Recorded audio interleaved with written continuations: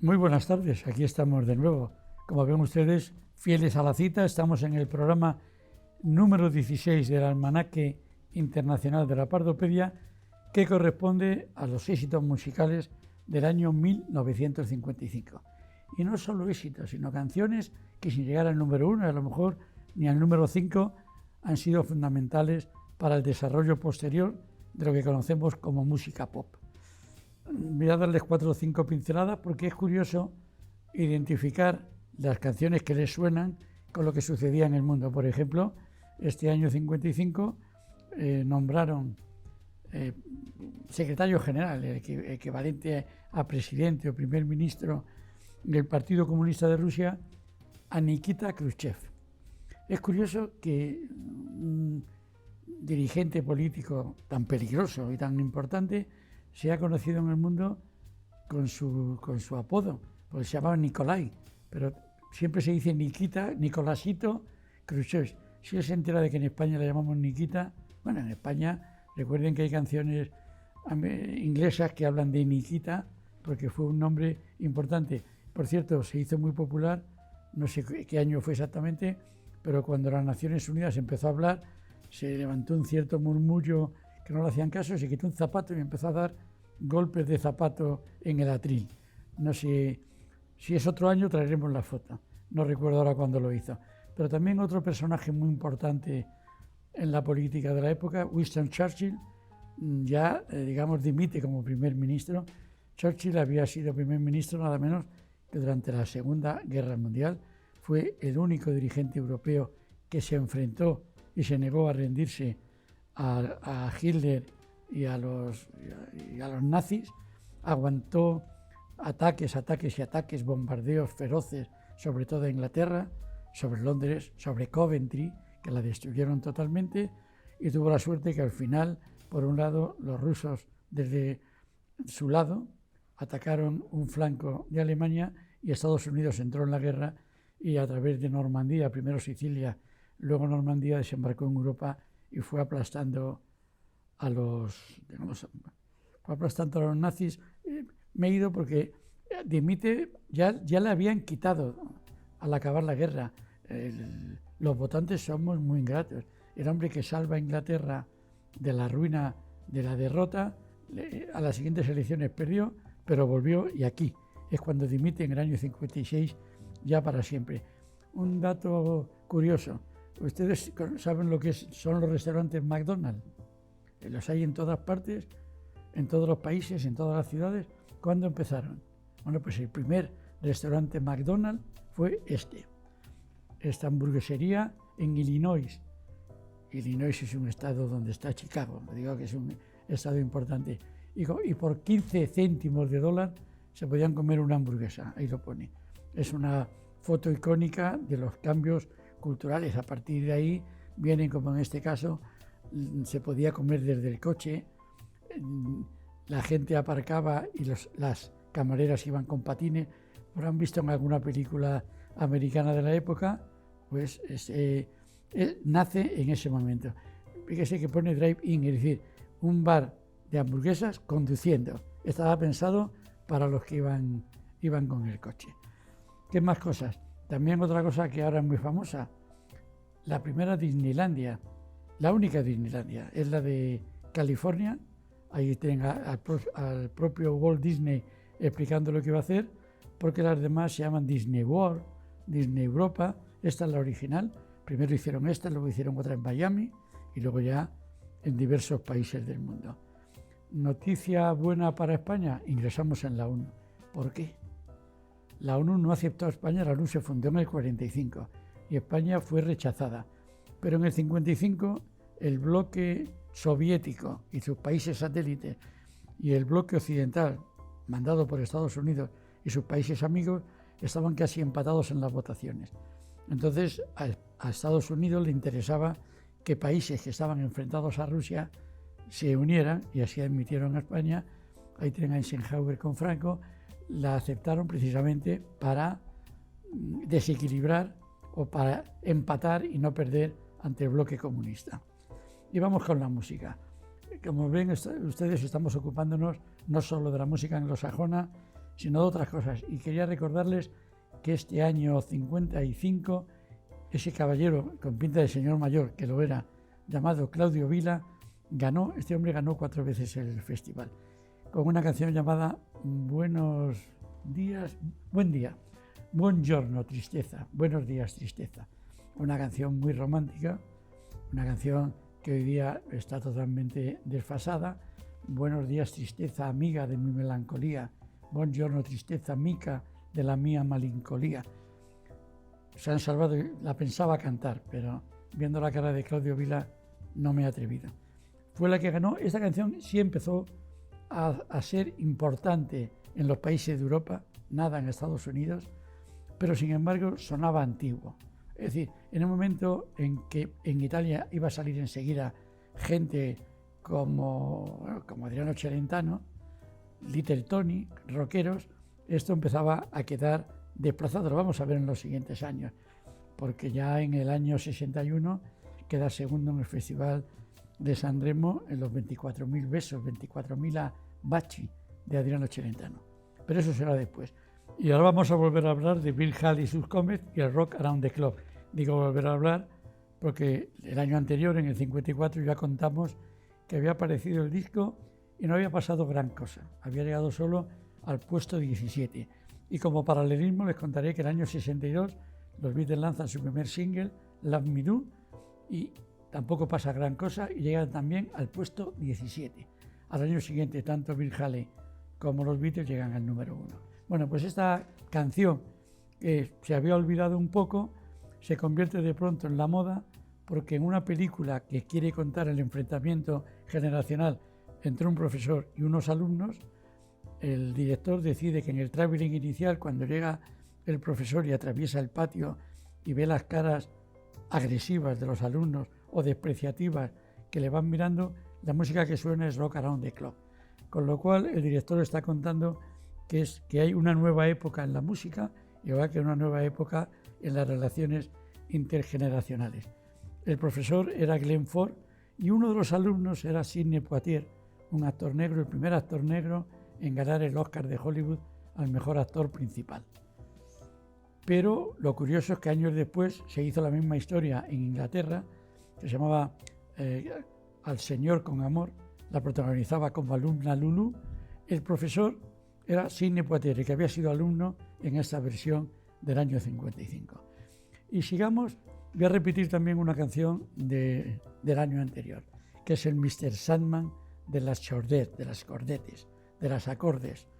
Ya expliqué que fue el tiro de salida, de aviso para que salieran grupos de mujeres armonizando voces. Entonces las mujeres no solían tocar instrumentos en sus discos, eso se produjo ya mucho más tarde.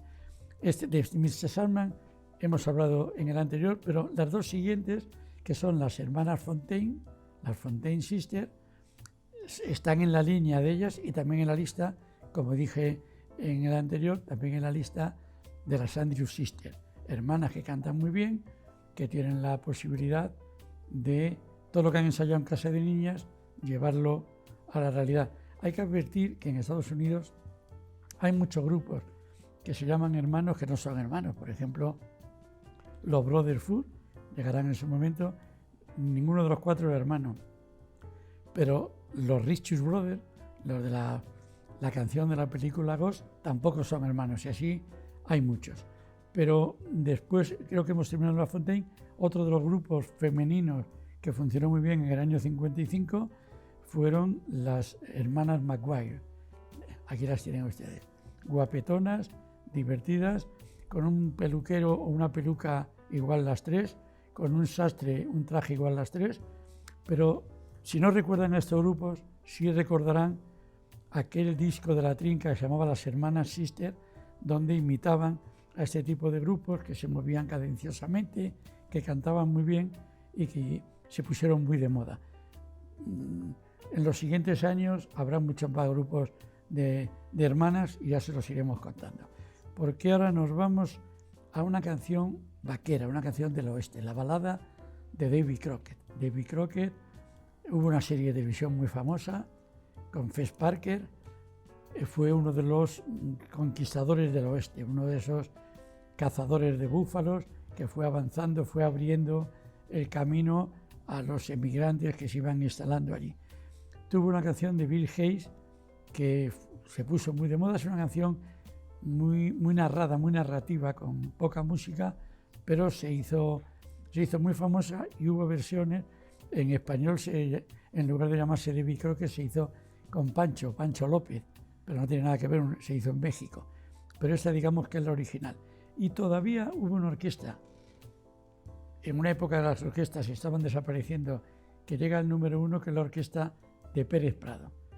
Dámaso Pérez Prado era un músico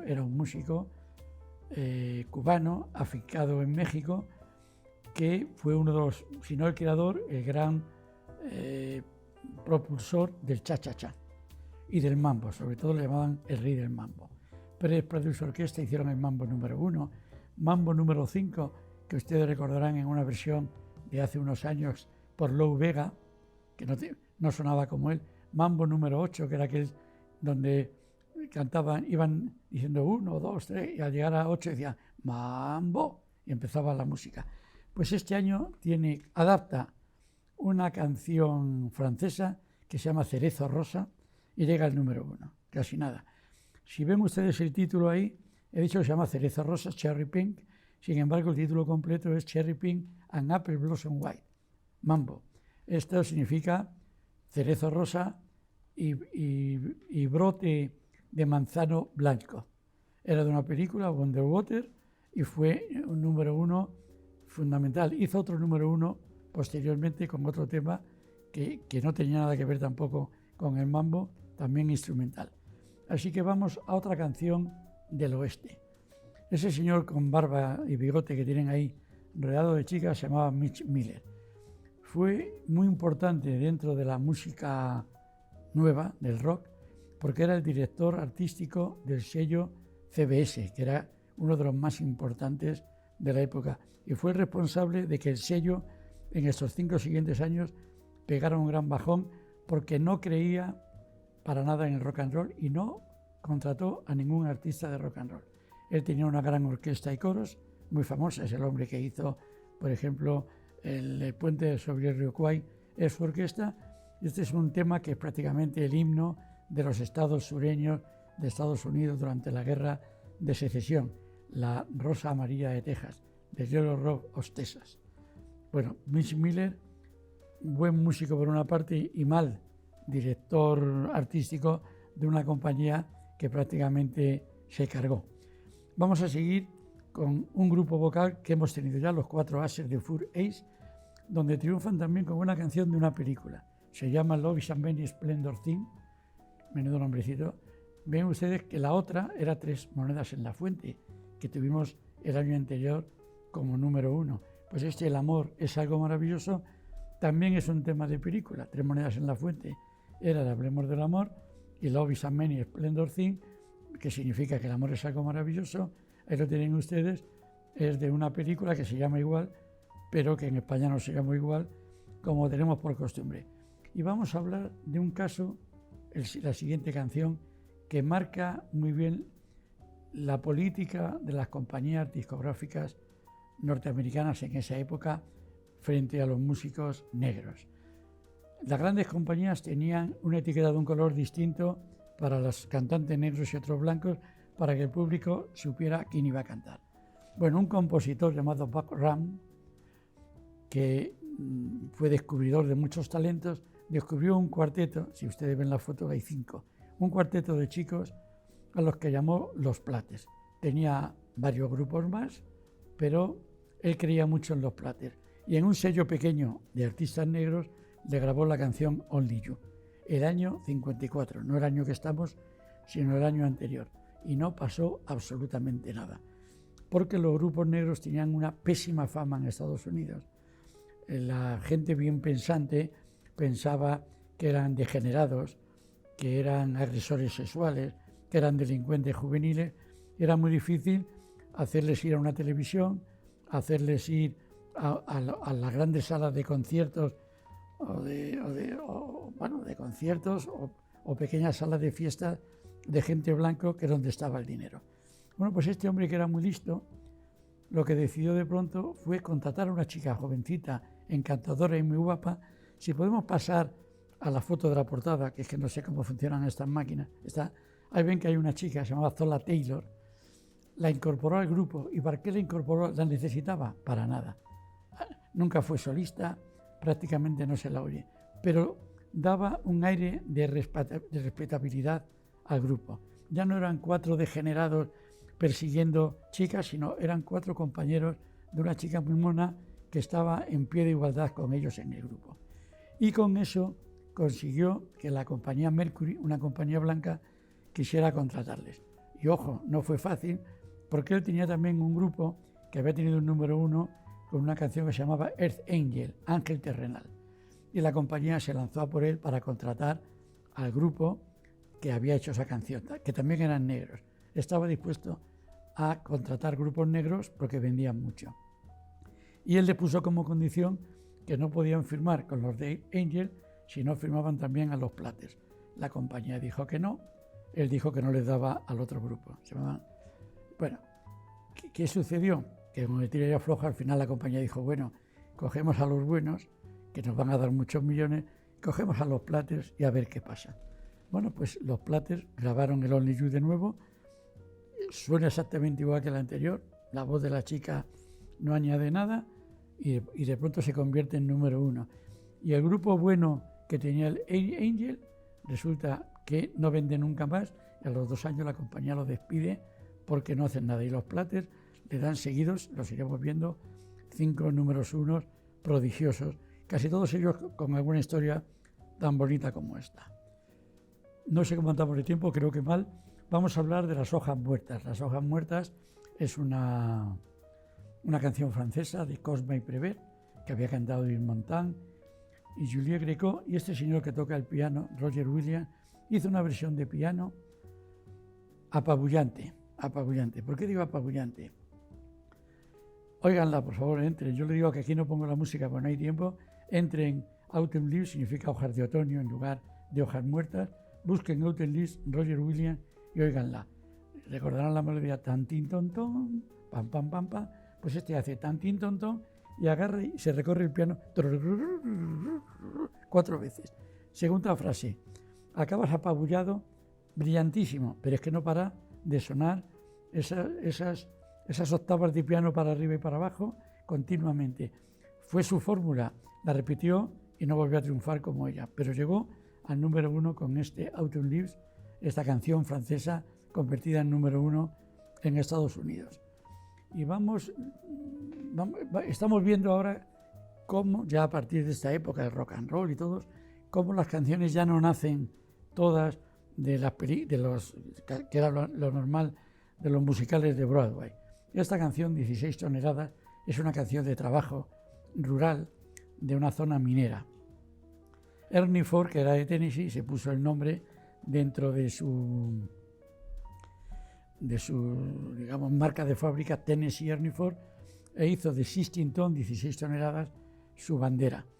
En la canción la canta en teoría un minero, que viene a decir que lo obligan a sacar cada día 16 toneladas de carbón y que sin embargo no tiene nada, que vive de una compañía, en los barracones de la compañía, compra la comida en el economato de la compañía y por lo tanto lo que gana sacando carbón lo recupera la compañía con la venta o el alquiler de los locales. Esta es una canción que hecha para voz muy grave. En España la cantó y muy bien José Guardiola.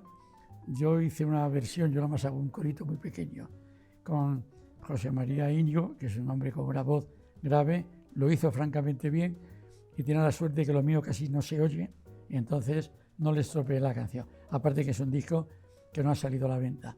Pero si ustedes entran en internet, puede que esté. Es decir, internet 16 ton, José María Íñigo. Y vamos a terminar los 3 o 4 minutos que nos quedan con la auténtica revolución del año 55, que fue el rock and roll. Chuck Berry, el primero de ellos. Chuck Berry, este señor que toca la guitarra y hace los pasos del pato que llamaban, hizo una canción llamada Maybelline, que no se iba a llamar así, y es quizás el mejor creador de rock and rolls de toda la historia. Era peluquero en San Luis, cantaba muy bien.